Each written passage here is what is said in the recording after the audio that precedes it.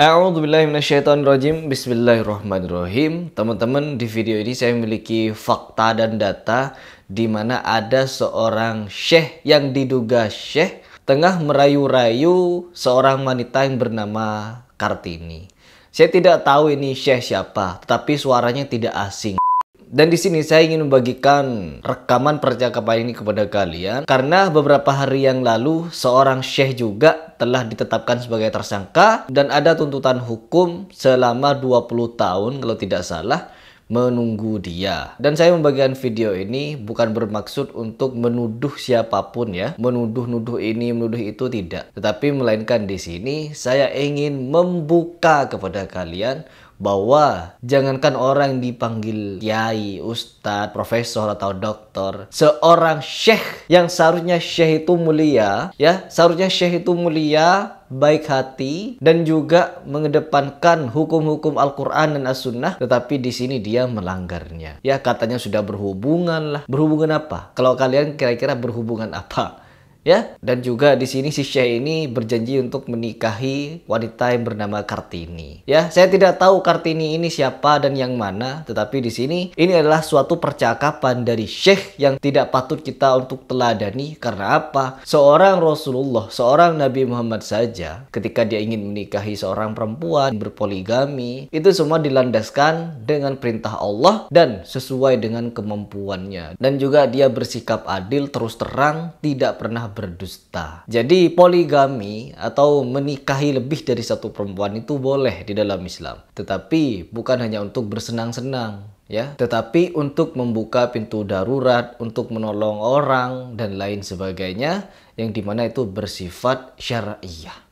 Begitu. Baik, coba langsung kita simak percakapan intim dari seorang yang diduga syekh. Diduga syekh. Aduh, udah gak perlu panjang lebar. Kalian simak video ini. Saya sebagai pimpinan punya hak untuk mengatur waktunya. Supaya tidak ragu, kita sudah berhubungan. Bagaimana? Coba ikrarkan ke saya bahwa mau menyatakan tidak pada orang ini supaya selesai. Jangan nulis, tulis itu nanti di mana-mana kan jadi fitnah. Kalau ke saya saja nggak mau, jalan telepon. Saya berubah nggak? Berubah nggak? Kenapa menanyakan saya? Saya yang bertanya ke Kartini kok.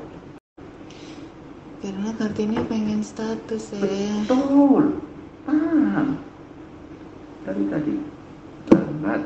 Sebenarnya Kartini tuh pengen nikah banget ya, itu aja. Iya sudah, tunggu. Tadi waktu hubungan itu sudah nggak ada rasa apa-apa dengan saya. Pantas setelah saya mengadakan jiwa nggak ada apa-apa. Sudah mau buka pakaian. Jangan pernah menganggap bahwa saya itu di sini terus semena-mena, tidak. Dikasih honor seperti Kartini juga. Honor itu. Dan kedekatan itu satu diantaranya ada hubungan intim. Kita lakukan. Tidak pernah kita tinggalkan dalam sebulan. Ya, itu antang dengan Kartini. Bisa menjalankan program cepat. Ada Kartini. Sabar dulu. Kalau saya tidak sungguh-sungguh, tidak pernah memperhatikan Kartini, tapi menganggap saya kita nggak berguna. Kartini tuh pikirnya siapa yang mau nikahin Kartini yang sesegera mungkin gitu saya. Dan berani gitu. Ternyata ngambil langkah. Itu yang namanya omongannya dibolak-balik terus. Saya memelihara Kartini sebagai orang yang sudah bisa menenteramkan hati saya. Dipelihara bukan seperti melihara binatang.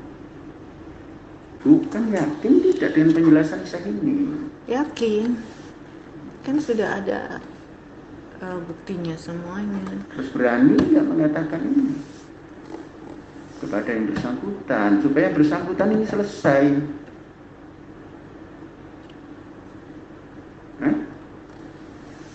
Jangan manggut-manggut saja. Coba apa yang akan disampaikan pada orang itu? Orang itu sangat dekat pada saya. Sangat dekat. Yang memulangkan dari sana ke sini itu saya. Yang memulangkan dari Amerika. Terus kenapa kemarin mengadu Ustadz Sabit?